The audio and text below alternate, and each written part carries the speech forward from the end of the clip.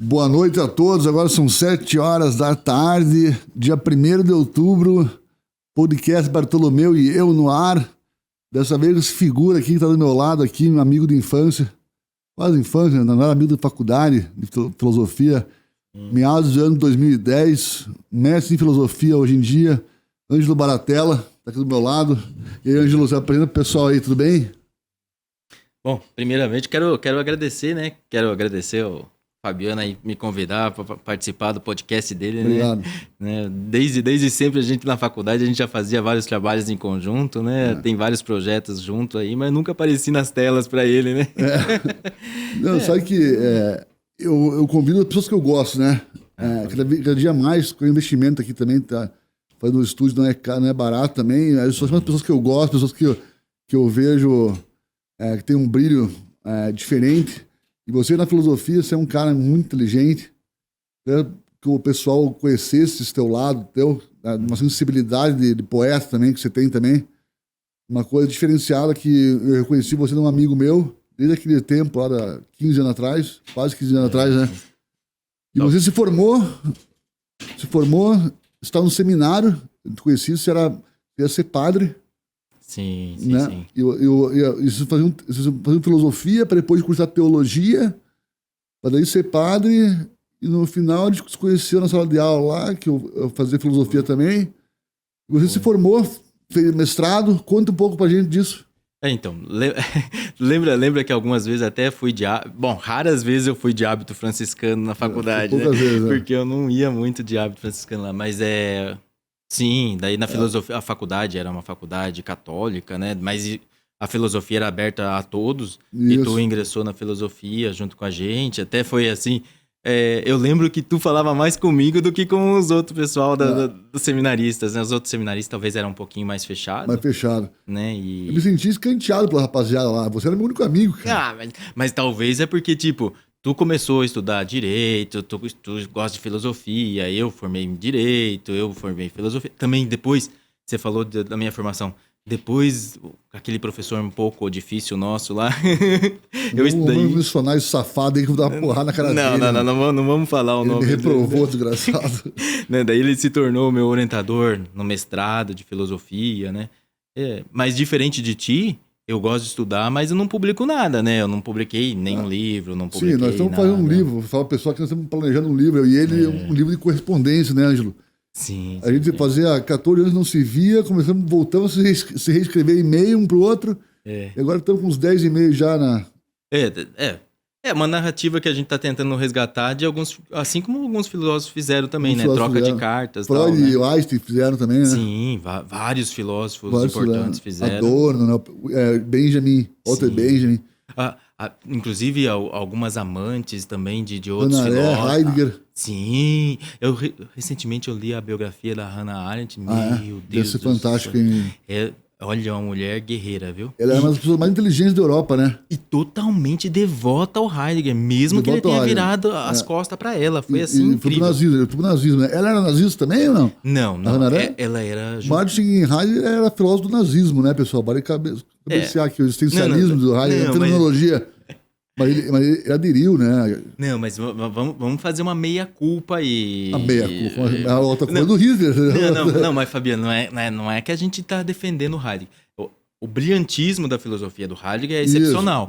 Só que diante de uma época ele teve que abraçar, ou ele era ateado à fogueira, ou ele abraçava a doutrina... Entendi, eu achei que ele abraçava a doutrina por gosto mesmo. Não. Assim como grandes outros pensadores.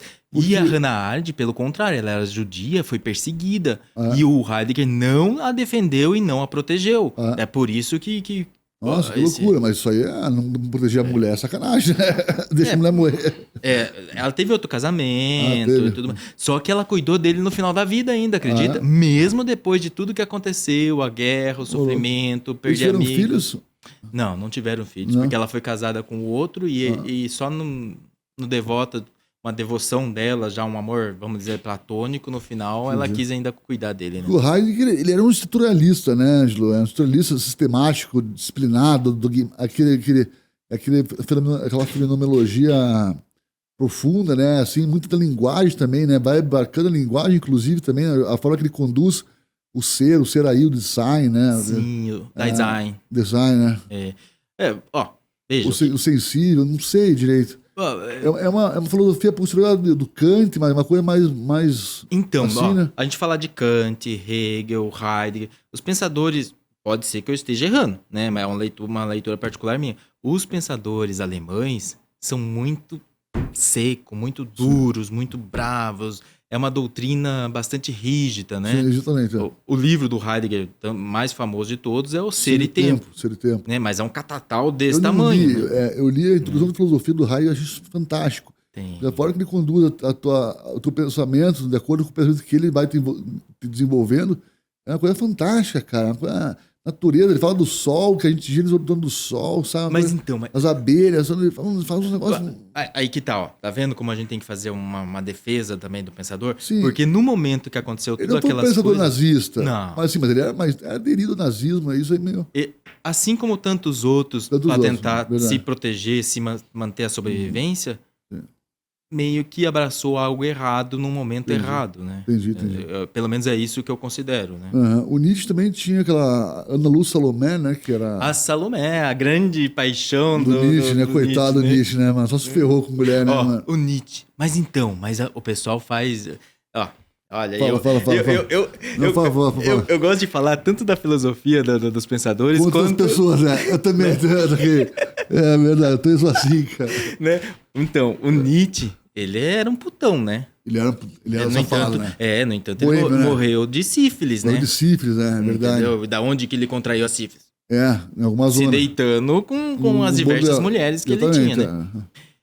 Mas detalhe, ele era misógino, ele não gostava das mulheres. No entanto, todas as leituras dele, assim como muito... Mas daí a cultura de uma época de patriarcado, né? O Nietzsche não abraça e não defende as mulheres. Ele era boêmio, né? Um boêmio perdido no hedonismo. Ele era um hedonista que se tornou acesso depois de um tempo. O hedonista é aquele cara que procura o prazer. Ele procurou o prazer, tudo, depois acho que se arrependeu, né? Não fazia bem pra ele, né? O vinho... não fazia bem pra ele, a cerveja não fazia bem pra ele, nada fazia bem pra ele, né? O haxixe fazia bem até um certo ponto pra ele também, mas ele já tava louco, já ficou louco também. O haxixe já emendou a loucura da sífilis, já conturbou o Nietzsche, né? Mas então... O Nietzsche fala da Ana Lu Salomé como sendo a mulher mais inteligente da Europa, né? Sim. E ela foi a primeira discípula do Freud, né? Mulher, né? Eu sabia dessa, né? Então, mas então, veja. Olha como tudo acontece numa época...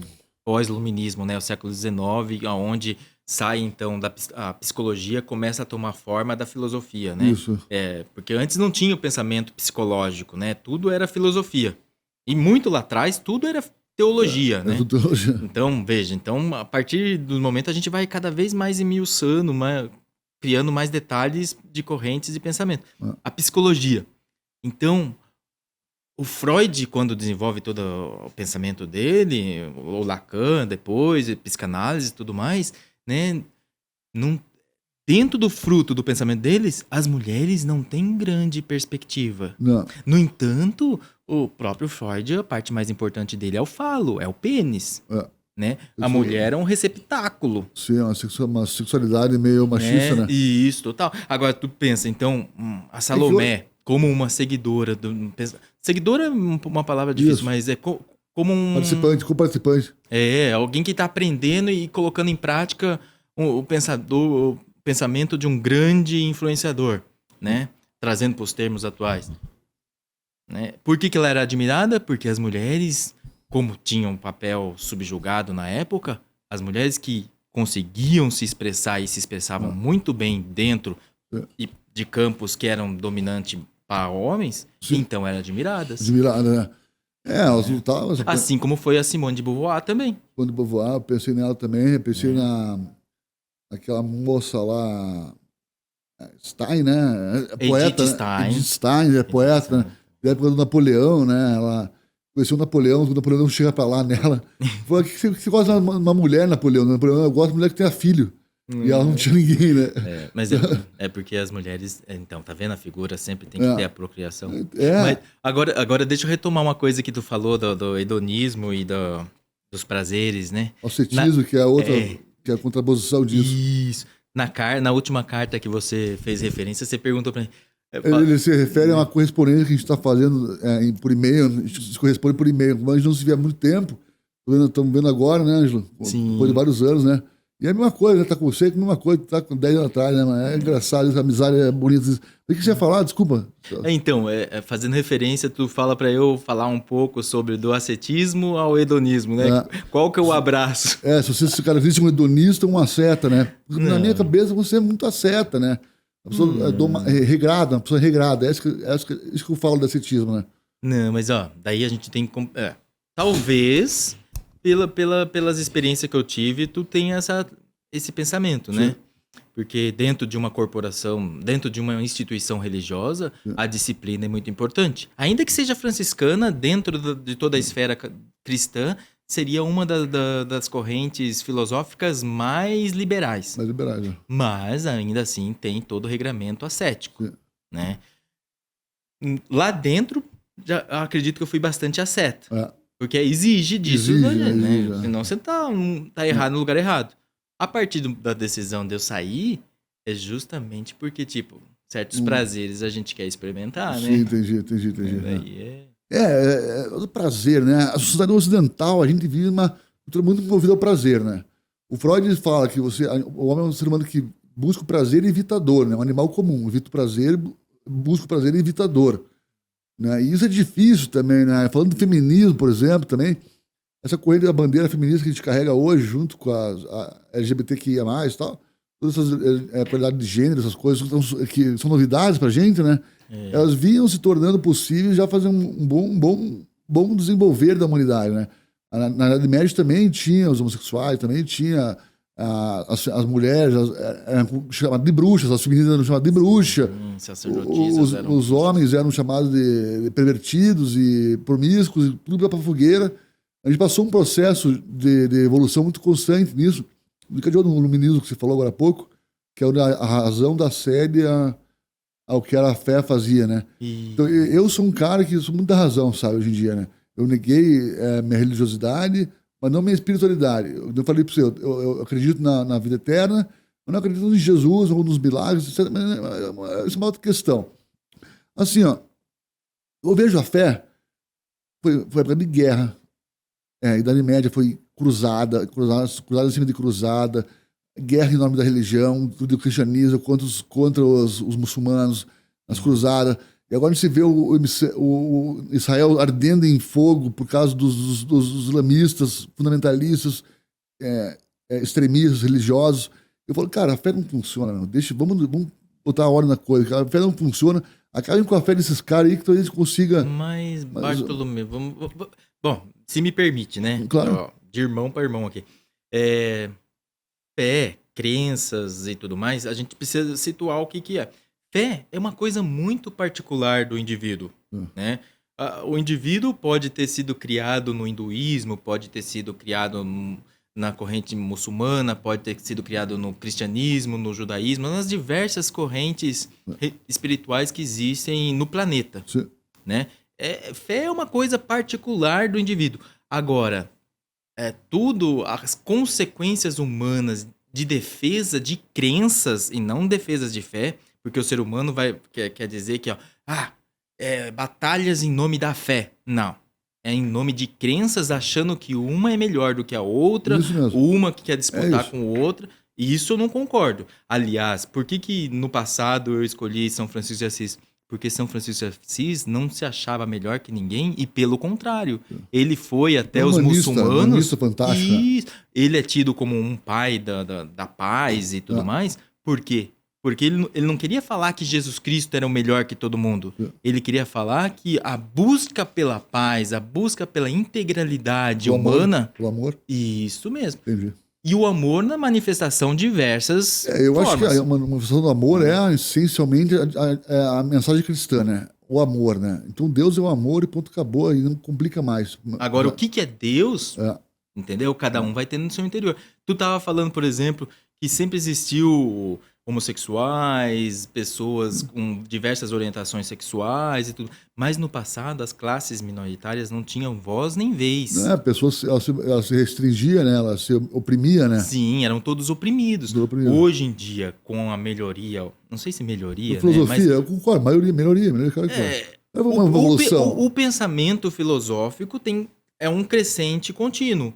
Contudo, as políticas que acontecem em cada local do planeta têm passos diferentes, né? Sim. Alguns locais estão mais abrangentes e estão mais abertos e outros mais fechados. Um momento de café é particular de cada indivíduo, né? Mas você pode pôr no coletivo isso, põe num estado independente, tipo Líbano. Mas então... Por exemplo, várias pessoas seguindo a mesma ideologia, vamos dizer assim, porque é uma ideologia muçulmana também, né? Então você fica perdido, porque se Deus dá certo enquanto a particularidade, no coletivo não dá certo. Assim, o cristianismo também não dá certo. Mas sabe o que eu imagino um pouco, segundo Nietzsche, pelo menos eu concordo. Não, eu concordo muito com o Nietzsche, meu Deus do céu. Talvez eu ainda fique bastante na idade ainda do asno, carregando as coisas. Queria eu estar nas outras idades. Depois, né? O leão. A idade do leão seria o melhor, né? O da criança é o melhor, na verdade. Da criança é o melhor, né? Mas... você tem que ser puro que fez uma criança para alcançar... Mas isso, Jesus já falava também, né? O reino de Deus é das crianças, né? Mas então, mas veja... Fabiano, pela pureza e ingenuidade. Eu acho que isso é a mais linda do mundo. Pureza e ingenuidade. Isso. Veja... Não vem mais hoje em dia isso. Tu que já é pai, né? Pode pensar... Não sei se concorda comigo ou não. Mas no interior de uma família sempre há considerações de amor, fraternidade, entende? Agora, quando um indivíduo sai para o exterior, sai para o mundão, né? Muitas vezes ele é manipulado e faz coisas que não faria se fosse só da influência familiar. Com certeza. Ele só um desregrado, né? Um pródigo, né? Isso. Então, vamos... vacilão, no caso, né? Isso. Deixa o irmão trabalhando lá enquanto ele vai curtir a vida. E o pai que perdoa fica naquele dilema, né? Aquela confusão toda de familiar que se instala, né? Então pensa... O que você está querendo dizer? O que eu estou querendo dizer é que, por exemplo, um homem bomba, né? Se ele fosse dialogar com o pai e a mãe dele no interior da casa dele, será que ele teria a mesma consideração se alguém de fora mandando ele fazer coisas que a sociedade espera que ele faça isso? Eu acredito que não. Eu acredito que não também. Porque daí é dentro da maior intimidade que ele tem, aqueles que deram a vida para ele. Sim. Né? Ainda que a crença toda externa vai esperar dele alguma coisa mortal ou alguma coisa combater e tudo mais, todas as guerras que acontecem, mas no interior da família ele pode reconhecer que eu sou frágil assim como outros são frágeis, assim como aconteceu com alguns nazistas que abrigaram judeus nos seus porões das casas. Eu entendi, mas quer dizer também que bom, você pegou. Não. O que eu tô querendo dizer é que nem todo mundo é ruim e nem todo mundo é bom. Não, né? O que eu queria dizer, agora eu lembrei, é que a crença, o livro santo estraga o futuro da situação, porque Jihad, Guerra Santa, essas coisas, tá tudo lá no livro. E no livro santo, isso não é um livro santo, isso é um livro maldito. Não concorda? São palavras fortes. São palavras fortes. Porque a mesma faca que pode produzir um belo alimento, um delicioso churrasco, é capaz de matar uma pessoa. Para matar uma ovelha também. Né? Então a gente pode falar, os livros sapienciais da Bíblia, por exemplo, né? A gente pode ler, eu vi que você sempre traz alguma coisa nos seus livros sobre os livros sapienciais, mas a leitura equivocada da sabedoria pode entorpecer a pessoa e levar a atitudes que não é o que está escrito ali. Entendi. Entende? Então, é sempre aquela coisa, o pecado está nos olhos de quem vê. É verdade, né? Entende? Falar que isso é certo ou que é errado, na filosofia, quem que vai definir o que é certo e errado? Não, você tem uma coisa bonita nisso. Pois é. Uma coisa bonita na teologia em si, que as pessoas são puras e ingênuas, né? Isso é um valor inestimável. Ter pureza, ter ingenuidade é uma coisa tão bonita. Uma menina de 7 anos tem isso. Sabe? Não a maioria da população. Vejo nossos empresários, uns malandros, agulha, puta véia pra caralho. Sim. Budismo por aí, né? Entendeu? Não tem. Talvez seja isso que o muçulmano haja contra, por causa disso também, talvez, não por causa de uma coisa meio. Mas daí eu... De religião mesmo, né? Um sentimento mais pelo mundo, assim, né? Não, mas eu vou... E ver o mundo sem porteira, sabe, Ângelo? Mas veja que não é só... Eu vou dizer que é um pouco mais do que isso. Não é só muçulmanos, né? Veja, por exemplo, os líderes da Coreia do Norte. Ah, que louco. Né? O que importa ele matar ou deixar de matar alguém? Né? Veja os povos africanos que entre eles próprios se matam. Entendi. Entende? Então a corrupção está dentro da cabeça das próprias pessoas, né? É aquela velha história que nós temos o bom e o mal. Depende qual que você vai alimentar dentro de ti. Né? Só que a gente tem que saber como é que a gente vai alimentar o bem dentro de nós, sendo que todo o teu entorno tá uma desgraça. Isso mesmo, né? É assim, o Freud falava em impulso de vida e impulso de morte, né? Instinto de vida e instinto de morte, né? Impulso de vida e impulso de morte. É a pulsão que ele pegava. Pulsão que ele fala, né? É. Ele tava falando de arte no começo aqui, antes de gravar aqui. Lembra que a gente tava falando de arte? Sim. Tava falando do Einstein, né? Do Deus de Einstein, né? Spinoza. Esse Deus Spinoza, que ele chama, né? Pode falar sobre isso um pouco? Bom, arte. O que eu vou falar de arte? Falar de arte, né? Se minha irmã assistir isso aqui, depois ela vai falar, falando de arte, ela é formada em artes plásticas e eu sempre zoei com ela, né? Mas enfim.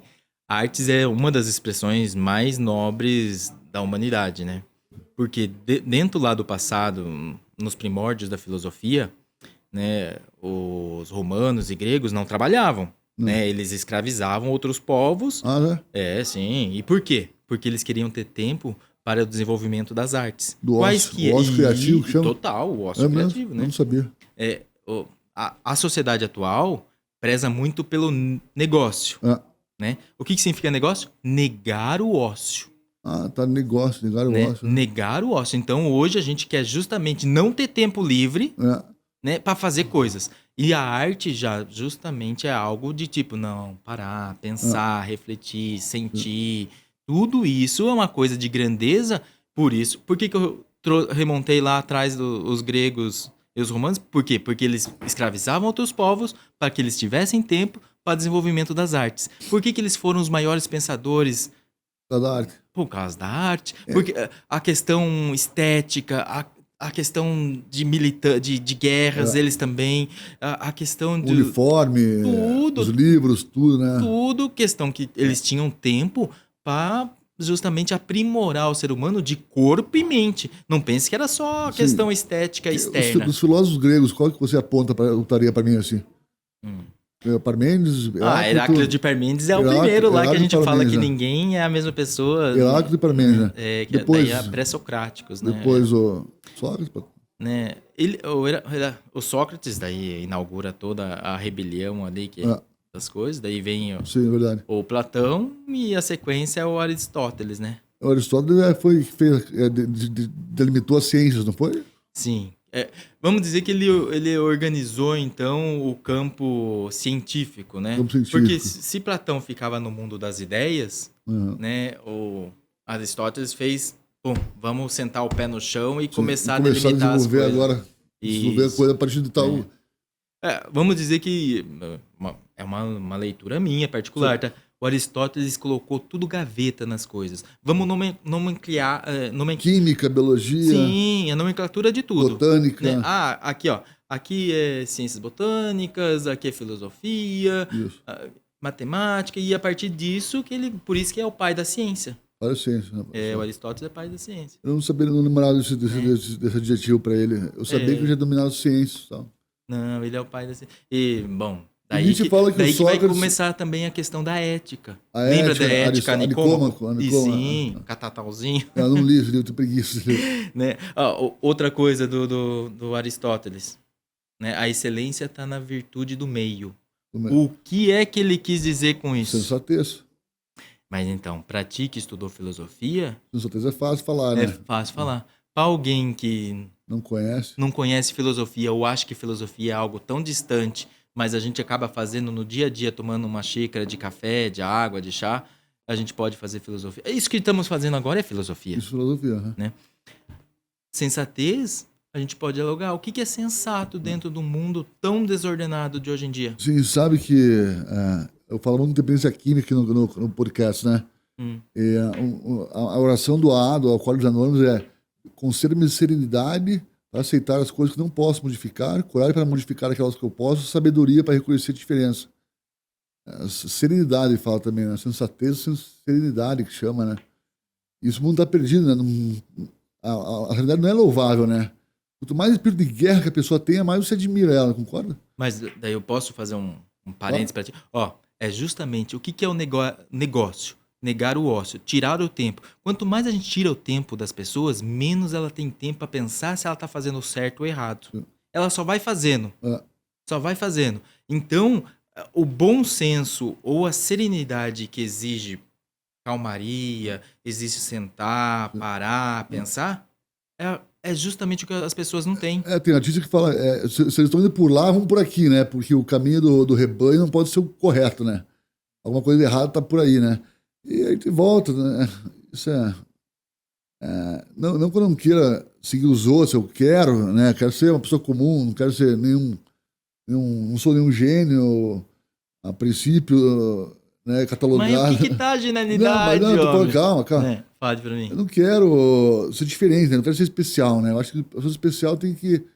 Bartolomeu, tu é especial. Todas as pessoas são especiais. Não, Tu sim. tem 2 filhos, já escreveu 8 livros, adora poemas. Não, mas, porra, né? não tem sentido, assim, eu não sou Qual o diferente dos sentido outros. de genialidade? Tu quer comparar com o Einstein, por exemplo? O Einstein era um sofredor de alma e corpo. Ele foi recusado pela família até o último. Os filhos dele não quiseram ver ele próximo da morte. Por que isso, cara? Porque justamente ele abraçou a ciência e defendeu com unhas e dentes o propósito dele da ciência. Quando ele soube de tudo o que aconteceu porque ele desenvolveu a fórmula da bomba atômica, ele ficou arrasado. Eu sei disso. Então a genialidade, veja, não é tão grande quanto tu pensa. A gente tem que trazer as coisas mais para perto da gente, que as coisas acontecem no nosso cotidiano diariamente, né? Os grandes expoentes que nós temos sofreram as fraquezas da humanidade. Sofreu mesmo. Então, Nietzsche sofreu muito, todos os filósofos sofreram muito. Mas então, a gente achar que ser comum... Esses homens foram homens comuns. Comum, mas não medíocre. Não é isso que eu quero, entendeu? Certo. Comum, mas não medíocre. Perfeito. A mediocridade não leva a lugar nenhum. Não, o comodismo, né? O comodismo, o conformismo. O conformismo até que gera alguma coisa, mas o comodismo já é prejudicial, né? Sim. Mas bem que o pessoal fala, de vez em quando, nos podcasts também, a tal da zona de conforto. Eu não quero sair da zona de conforto, eu quero entrar na porra da zona de conforto, né, mano? E aí, é por aí, esse cara é uma figura, esse cara de podcast, não sei se você já viu o Careca. Quem que eu tô Um maluco lá, eu não quero sair da zona de conforto, eu quero entrar nessa porra da zona de conforto, né? A gente tem essa busca também, né, Ângelo? De sossegar também, né, mano? Mas então... Casar, eu perdi um casamento. Meus filhos vão morar longe, mas, pô, eu tenho casa, eu tenho 2 filhos que são a mais linda do mundo. Pra mim Sim. Hoje em dia, pra mim. Mas tá vendo como é um contrassenso? As pessoas falam, tem que sair da zona de conforto. Os coachings, tudo, tem que sair da zona de conforto e tudo. Gente, não. Bom, pelo menos eu não vou defender que a pessoa fique lá deitada o dia todo e não faça nada. Sim. Mas quem que não vai querer ter... Os nem, né? Nem estudo, nem trabalho. Né? Nem é foda. Né? Hoje em dia, os jovens europeus, né? Nem, né? A quantidade de reportagens que a gente tem, que tem jovens europeus, que o Estado lá, como é rico, paga para eles estudar e eles não estudam e também não querem trabalhar. Por quê? Porque já tem uma mesada garantida e, em consequência, aos 40 anos de idade ainda está na casa dos pais. Né? Que sociedade é essa? Mas a zona de conforto, sim. Não é que a gente quer ficar numa zona... A gente quer ter um conforto, quer ter uma dignidade de vida, né? Sobre viajar, né? Um pouco. Mas, né? E vai dizer que... a maioria das pessoas nem próximo chegaram de conforto. Exatamente. E vai dizer que... A gente tá falando justamente que as pessoas não têm tempo para parar para pensar e vai falar que as pessoas estão na zona de conforto? Pois é. Na zona de sacrifício, na verdade, total, né? Total. Todo mundo procurando uma forma de se sobreviver no sistema capitalista que não é fácil, né? Até um ponto importante. Acabamos de sair de setembro, né? Hoje é de 1º de outubro. Setembro Amarelo. Por que suicídio, né? Por que é o Setembro Amarelo? É justamente o IP amarelo, é uma cor muito importante, onde ele brota e floresce em setembro, né? O índice de suicídio que após pandemia é muito grande. Muito alto, né? Muito. Diversas campanhas mundiais têm cada vez mais intensificado. Por quê? Porque o ser humano tem perdido a razão de viver. Verdade. Né? Tem chegado a... E tu sabe que isso não é raro entre os filósofos. Não. O Walter Benjamin se matou, o Wittgenstein teve um problema com 5 irmãos dele se mataram, né? Sim, o Wittgenstein. Todos os irmãos dele se mataram do Wittgenstein, né? E o Wittgenstein, a família dele era a mais rica da Áustria. A mais rica da Áustria. Judeu também. Todos os irmãos se mataram, né? Sim. Você fez um mestrado em linguística, Wittgenstein? O Wittgenstein foi um dos inspiradores ali, né? Os dois pensadores foram o Wittgenstein e o Hart, né? O Wittgenstein, filosofia da linguagem, ele que inaugura ali a filosofia da linguagem, e o Hart na parte jurídica. O mundo é a totalidade de todas as coisas. Primeiro trecho do livro dele, né? O mundo é a totalidade de todas as coisas. O final do livro é: o que você pode falar deve se calar, né? Eu li esses trechos, os 2 trechos eu li. O Tratatus dele e depois as investigações filosóficas. Né? Eu me inspirei mais no investigações filosóficas. O livro dele não é um livro corrido, com texto. Não. São pensamentos esparsos. É louco demais, eu não vou ler esse negócio aí, cara. Não, mas Fundi meu cérebro. Mas sabe as experiências que ele fez? Ó, falando... Bom, já falei que eu gosto da biografia deles pra saber como que chegaram a pensar as coisas que pensam, né? Será que um dia a gente vai conseguir pensar o que eles pensam? O Wittgenstein, rico, milionário, vivia no esplendor de toda a riqueza da Áustria. Ele decidiu largar tudo e se alistou. Se alistou para ir. Um tratado na fronteira, né? Como que chama? Na trincheira. Na trincheira, isso mesmo. Na trincheira de guerra, ele escreveu o tratado. Daí, ele todo doidão, não queria ir para academia, ele era professor de ensino superior, queria dar aula de matemática para as crianças. Só que você imagina, né? Com uma mente totalmente elevada, querendo ensinar matemática para as crianças. Claro que não deu certo também, né? Não deu certo. Não foi. Sabe como que ele voltou para a faculdade? Agora falando um pouco da biografia dele. Os professores lá de Cambridge, né? Daí, então, para convencer ele para voltar para a faculdade, contrataram um professor bonitão, charmosão. Ele era homoafetivo, né? Era. Daí pra ser o assessor dele. O assessor dele. Né? Então, você vê, olha os prazeres. Voltamos pro mundo hedonista. Né? Dentro, então, para fazer prosperar e divulgar toda a obra dele dentro do universo acadêmico. Uma mente lúcida, fantástica, sóbria, à frente do tempo, tinha um coração ali que era frágil, amoroso. Sim, porque o ser humano é assim, né? O ser humano não é rocha. Não. E o Zaratustra do Nietzsche. Fantástico, né? Eu recomendo. O pessoal tem que ler o Zaratustra do Nietzsche, que é um livro para todos e para ninguém. E é fantástico. Eu recomendo Nietzsche porque... Deus está morto. Deus está morto. As igrejas são os sarcófagos do Deus morto. As igrejas. Pessoal, vamos defender Nietzsche. Bom, eu gosto de defender... Já viram que eu gosto de defender o pessoal, né? Por que ele falava Deus está morto? Porque ele era contrário justamente a esses templos de pedra, né? Ele achava que toda a grandeza de Deus já não cabia nesses muros de pedra, esses templos vazios e tudo mais, né? Então, por isso que ele saía o Zaratustra saía com a lanterna gritando, a narração do Nietzsche, né? Saía pelas ruas gritando, Deus está morto, e tentando encontrar, então, aonde poderia estar Deus, né? E também foi Heráclito que buscava também não foi Sócrates, né? O único homem confiante, o único homem que dava para confiar na Grécia, né? Não tinha não dava para confiar. Bom, no entanto, ele preferiu morrer, tomar veneno, né? Não, mas o que eu vou dizer? O Nietzsche fala que o Sócrates acabou com a filosofia grega, né? Foi o início da decadência, né? Eu acho que não é bem assim. O Hayek negava isso também, fielmente também, falando do promissor que foi a vida de Sócrates, né, na humanidade. Mas o Nietzsche nega esse primor, né? Não, mas é que assim, o período, tudo é muito subjetivo, tá, Fabiano? O que eu penso aqui são características próprias do que eu estudei, né? Daí não... Eu já é criador, já é artista. Não sou filósofo, sou artista, sou poeta. Então vamos lá. Daí, o período pré-socrático são grandes mentes né, de pensadores esparsos. Esparso. Né? Entendeu? Eles escreviam um trecho e passava e tinham seus seguidores e acompanhavam eles e tudo mais, pequenos grupos, pensando. E não tinham livros, não tinha um estabelecimento de doutrinas, vamos dizer assim, né? Com o Sócrates começa então a inauguração. Sistematização, né? Sistematização, né? Isso mesmo. Aquele pequeno livrinho lá, Apologia de Sócrates, é onde quer defender o Sócrates para pegar e falar, vamos começar a sistematizar. São 12 volumes do Platão? O Platão tem vários livros, né? Mais uns 12? Por aí, acho que mais, talvez. Tem os vários livros. É porque sistematizou o belo, a questão do belo, do gosto, da obra de arte, Deus, A a República, democracia, a política, ele fala sobre todas essas coisas. Né? Polis, tudo. Então, veja, daí o Platão vai, vamos dizer, é o melhor aluno? Quem vai saber? Foi aquele que deixou escrito. Ah, sim.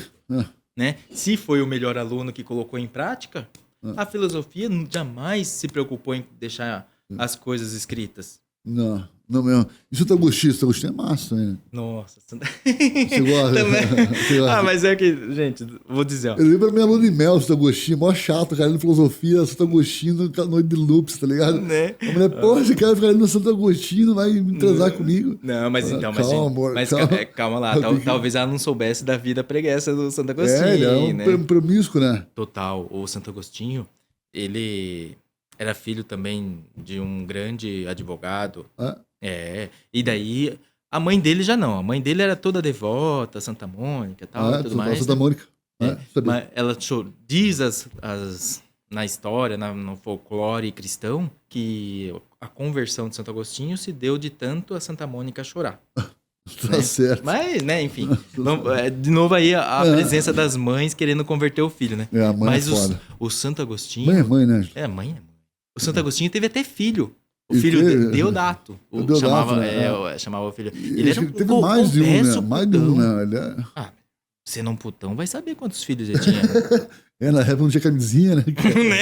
né? Então, vai saber. Tendo dinheiro, possibilidade de viajar todo o norte da África, toda a Europa. Ele caiu de joelhos também, né? Só que, então, a grandeza dele tá justamente... Veja, século IV, V, ele é considerado um dos últimos santo padres da igreja. Por quê? Porque os escritos dele são muito importantes para toda a teologia. Sim, são mesmo. Né? Ele vai falar que... Santo Agostinho, a coisa mais bonita do mundo. Isso, que ele vai pegar e falar, tarde te amei, beleza minha, tão rara, né? Essa devoção do amor dele é para com Deus, né? Deus. Que ele vai dizer que conheceu Deus muito tarde. Mas veja, ele tem mais de 300 obras. Naquela época, era luz de vela. Não era apenas... Era caro, o couro para escrever era muito caro, né? Os monges, quem que estudava naquela época? Entrar para um seminário era algo de pessoas ricas, famílias ricas que mandavam seus filhos para estudar. Ser instruídos, né? Ser instruídos, né? Entende? Interessante, né, cara? Muito. E Santo Agostinho, daí, toda a obra dele... Tá vendo o que é o santo? O santo não é algo que não erra. Santo é alguém que erra... planeja não errar, né? Não, eu digo mais. É o que errou, mas soube reconsiderar e fazer uma leitura nova do erro. Né? Ressignificação. Assim, a gente vê, né, por vidas que a gente vencia a nossa vida ou a vida dos outros, as pessoas erram, mas elas querem ressignificar aquilo, né? E quando conseguem ressignificar, eles criam uma liberdade muito grande, né? Por isso ficar preso nas amarras da culpa, né? Daí fudeu, né? Então, mas veja, não é muito mais grande você ver um cara que errou, caiu, mas deu a volta por cima? Exatamente. É isso quando eu falo pra ti que é importante tu escrever, sim, sobre os entorpecentes, sobre as fraquezas humanas, sobre tudo isso. Por quê? Porque muita gente cai, mas não consegue dar a volta por cima. Tem muita gente que morre no caminho, né, mano? Eu falo... Eu penso em Deus, eu penso, graças a Deus, estou vivo, cara. Não era pra mim estar vivo até agora. Tá ligado? Olha os seus meninos, olha a coisa mais linda. Né?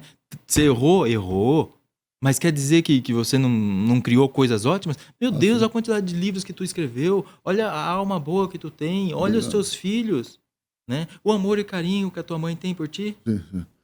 Mãe é mãe, né? Então... Minha mãe é uma preciosidade, cara, uma pessoa muito... Fantástico, né? Tá vendo? Se em algum momento tu deu uma fagulha de alegria pra ela, Já já valeu valeu. a vida. É. A gente quer sempre mais também, né, Ângelo? Quer mais, quer mais. Dá o braço, dá a mão, quer o braço, né? A gente é assim. Por isso o humano é assim, sabe?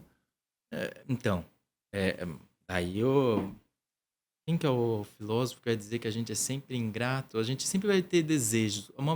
A partir de O, um momento que a gente cumpriu um desejo, passa para outro. não é o Kierkegaard? O Kierkegaard é o existencialista. Ele também, mas antes do Kierkegaard tem O o Kierkegaard, qual é a obra do Kierkegaard? Eu sei que é Temor e Tremor, né? Temor e Tremor. Tremor e Temor é do Dostoiévski. Não, É não. uma Temor e obra Tremor é do do Kierkegaard, Kierkegaard? né? Talvez então eu estou confundindo as obras. Confundindo. É, Dostoiévski é mais romancista, né? ele é romancista, mas ele vai falar das fraquezas humanas Ele também. fala, né? Muito das. Daí a literatura russa, né? Mas é grandiosa. Eu não me lembro agora o nome do. Eu li a maioria dos livros do Dostoiévski. Dostoiévski é um Shakespeare mais evoluído, né? O Shakespeare também era um grande escritor, né, mano? O Shakespeare era um filósofo nato. No final, né? É a literatura em filosofia. A filosofia em Eu literatura. li os sonetos dele, fantástico, fantástico. Tá vendo como a arte perpassa? Então, É. a arte é um modelo de filosofia. Em filosofia, né? A gente já fala matemática também, né? Matemática. É o que a gente tava falando. A matemática, o que é a música? A música é arte. E o que é a música se não a combinação matemática das notas musicais? É. Né? Então, veja. Então, a gente já tinha a teoria dos planetas, né? Que eram musicais, né? Em torno deles, em volta do Sol, né? Em toda. Tem tudo isso, lembra? Não lembro dessa parte. Acho que foi mais um pré-socrático que falou sobre isso, né? É. Isso é o Heráclito, que fez a teoria dos triângulos lá. Hipotenusa lá. Ah. Não, mas daí não é. Daí não é. Não é Péricles, como que é o nome? Daí não. Pitágoras. Pitágoras. É. Pitágoras tinha a teoria dos planetas que giravam em torno do Sol, que era uma nota musical, né? Eram 7 planetas, 7 notas musicais, 7 não sei o quê. Tá vendo? Eles têm 4 estações do ano, são Ah. dia e noite, frio e calor, positivo e negativo. Mas tá vendo como a matemática é muito importante nas coisas? O simbolismo dos números. O que são o simbolismo dos números, por exemplo, dentro das religiões? Ah, sim. Muito grande. É a loucura. O número 12, o número 3. Como os sábios chamam de loucura, o que veio pra confundir os sábios, né? Daí loucura, a gente foi no Erasmo. Do Rotterdam. Isso, daí é o elogio da loucura. Elogio que da vai loucura. justamente dizer que somos loucos dentro de uma sociedade e só o louco mesmo que é o feliz das coisas. Só ele que percebe que era louco, mas ele é mais normal que os outros que são doidão, né? Ele é o são e o restante é louco. Né? Não dá pra botar isso no mundo de hoje, né? Porque os caras fumam maconha pra cacete também, né, Angelo? O pessoal tá carbonizando a mente, né, mano? Total. Estão fumando THC lá até umas horas, né, mano? Mas é porque o pessoal. Aí que tá, o pessoal já não tem mais o tempo ósseo. Daí, pra acelerar O ócio. que o ósseo faça com que a mente desperte rapidamente, usa os entorpecentes. Agora, vamos dizer, a criação da maconha é algo bem mais fraco ainda, né? Se pegar os entorpecentes sintéticos hoje em dia. Uma evolução no tráfico de droga, né? E por que eles foram criados? Porque cientistas Tem uma necessidade, estudaram e sabem quais as enzimas acelerar para que a mente fique. Não estou fazendo apologia, né, gente? Pelo amor de Deus, né? Mas é sensato que a gente saiba o porquê do uso dessas coisas, né? Verdade. Então você acha que tem ligado aos ossos isso aí? Sim, é porque justamente. Antigamente, vamos dizer, eu acredito que seja que antigamente a gente conseguia elevar a mente porque a gente tinha muito tempo livre e ficava divagando e podia usar plantas e podia usar qualquer coisa para liberar certas enzimas dentro do organismo. Hoje, como tem o tempo curto, você quer sair numa balada, usar um entorpecente rapidinho para você ficar doidão e dia seguinte nem lembra do que aconteceu. Eu fui como voluntário numa clínica esses tempos atrás aí também. Fui conhecer as pessoas, trocar ideia, me centrar a cabeça de volta e tal, tava sem usar nada e tal. Me turnei lá com o pessoal lá, o pessoal tava falando uns remédios, cara, de Vance, Ritalina, opiácido. Hoje em dia o remédio, cara, é uma necessidade para as pessoas. Tem que estar com o calmante já preparado já para tomar, porque sabe que uma hora vai bater a preocupação. As pessoas se curam da preocupação tomando remédio, sabe? E eles nunca curam a raiz daquilo, só tomam remédio para... Mas então, Isso, cara, loucura, meu. Loucura.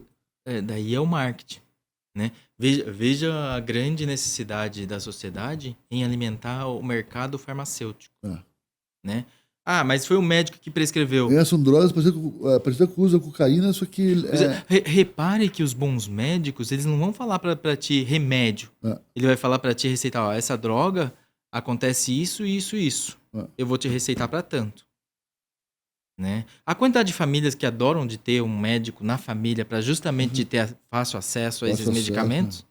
Por quê? Mas são tudo drogas, só que daí novamente, são drogas lícitas que... Com efeitos aterrorizantes.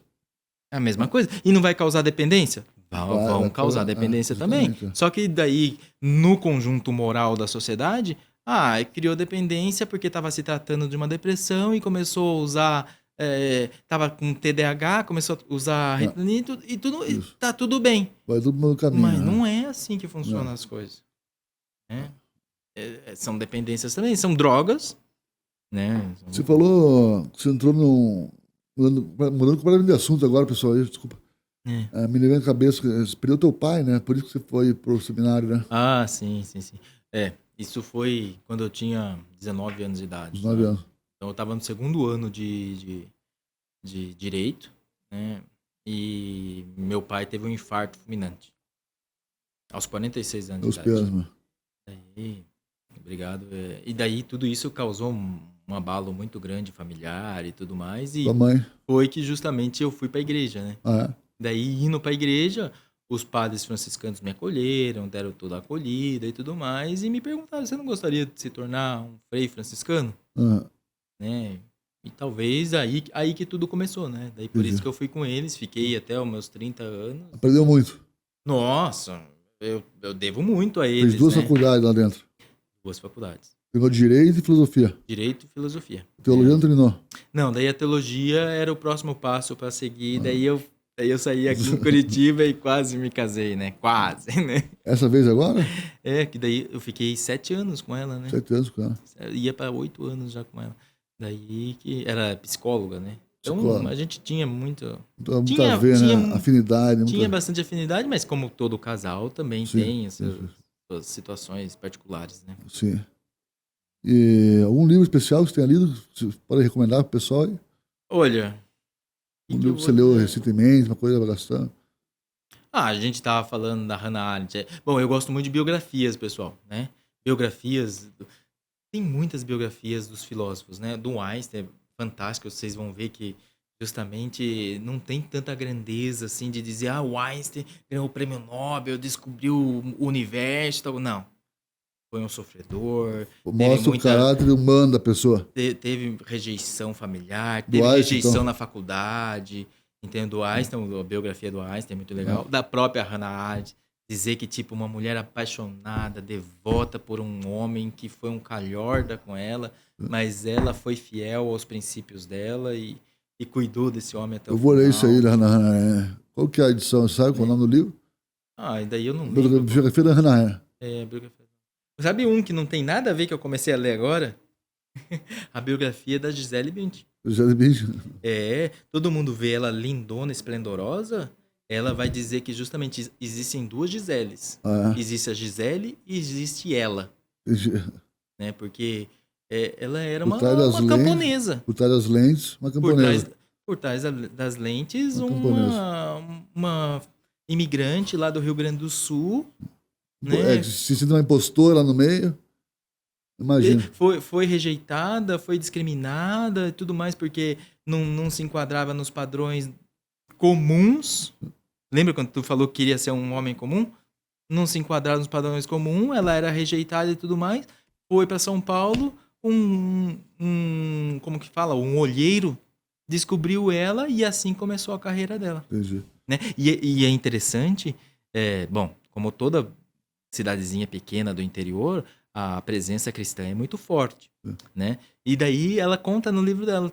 Isso eu sei porque eu tô lendo. Esse é o último agora que eu tô lendo, né? Que ela conta que ela começou a perguntar no catecismo sobre as coisas, porque ela não conseguia entender a lógica de algumas coisas do catecismo. E ela não podia perguntar pro pai e pra mãe, porque senão ia sofrer, né? E foi perguntar justamente na escola e foi punida. Quando ela ficou na vida adulta, o que aconteceu? Com os meus filhos não vão ser assim. Olha a grandeza de mente, né? Acredita em Deus? Acredita em Deus. Mas o Deus das crenças, de que provoca guerras... Crenças limitantes, a gente fala. Né? Isso. Não, daí não. Né? Então vamos ver. Eu indico 3 livros, então. Você pediu um, ó. Né? Do Einstein, né? Da Hannah Arendt, e mais uma mulher agora atual, então, da Gisele Bündchen. Entendi. E projetos para o futuro? Olha, projetos para o futuro, né? Bom, eu falei para ti que eu fui convidado, né, a estar na parte gestora aí da universidade, né? Você está pensando em ser professor também ou não? Sim. Na verdade, eu estou pensando Tem uma matéria específica? Seria tudo relacionado a humanas, né? Não, filosofia. Filosofia assim, e direito, filosofia, né? Direito, introdução à filosofia, no caso de direito? Pode. Por exemplo, tudo que entra no humanas na parte de ética, desenvolvimento, ou mesmo legislação de qualquer disciplina, eu poderia desenvolver. Mas atualmente não sobra um pouco de tempo, ainda mais eu querendo engatar um doutorado aí. Vamos ver o que acontece, né? Não sei. O professor lá... Então, né? O professor que me reprovou, você vai dar... Não sei ainda. Tomara que não faça com ele, faça com outra pessoa. Não, mas é que... O desgraçado me reprovou, cara. Ele era... Brincando, professor. Você é muito gente boa, viu? Vai pra lá, vai. Né? Deixa em paz. Mas era um alemãozão também, né? Vamos dizer que de alemão para alemão, né? De alemão para alemão, a gente vai se estruturando, né, Ângelo? Né? Mas é isso, né? Eu queria então ler a introdução aqui do teu livro, posso? Pode ler, cara. Mostra para o público aí, então. Mostra aí. Aí, ó. O Mundo da Masmorra. Né? Destilando néctar do abutre morto. Destilando néctar do abutre morto. Veja o sentido das palavras. Gente, né? Destilando néctar do abutre morto. O destilamento já é justamente todo um processo científico de tirar algo bastante difícil. Whisky da... O relato de um filósofo.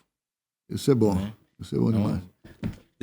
Tem ainda o Abismos, né, que vão apresentar diversos poemas. Globo da Corte. Né? Gravado hoje. E eu até falei que o Bartolomeu aqui, ó, rejuvenesceu 10 anos na foto aqui, ó. Mentira, foi ano passado essa foto aí. Né? Só o cabelo curto, só por isso. Né? Fez a barba, cortou o cabelo. Né? Né? Mas então, ó, vou iniciar aqui, ó. Minha luta. Pensei aqui comigo, no momento inaugural desses escritos, no meu pai. Acho que falar assim, na primeira linha do pai, significa alguma coisa, e vejo, então, meu bom progenitor com seus cabelos pretos levemente encaracolados, curtos e penteados. Vejo você, meu velho, em seu terno bem alinhado, numa classe além de mero advogado, vestindo as gravatas de sua vida, numa leve ansiedade por mais um dia de trabalho. Hoje, seus cabelos estão ficando grisalhos. Seu filho mais novo, que sou eu, o Bartolomeu, casou e tudo vai conforme o destino. Que riam então da palavra. Mas o hábito permanece. O que eu sei sobre o valor da minha família, aprendi com este, hoje sábio. Um abraço, pai. Que tenhamos ainda muitos churrascos aos domingos e almoços de família, na sua digníssima companhia, meu nobre amigo. Ângelo, obrigado, mano. O meu pai, né? Valeu, pai. É nóis, pai. Saudades. Mais tarde eu vou aí filar uma pipoca com você, um pinhão aí também, comer junto assistindo o jogo do Atlético, né, pai? Tá bom? Pessoal, mas é isso aí, né? Ângelo Baratella aqui comigo, pessoal. Fantástico, conversa, acharam? Obrigadão, gente, um abraço. Espero não ter falado nada de bobagem, né? Pô, falou muita bobagem, continua falando bobagem. Só fala bobagem, senhora, só fala bobagem. Tamo junto, irmão. Valeu. Obrigado, pessoal, valeu.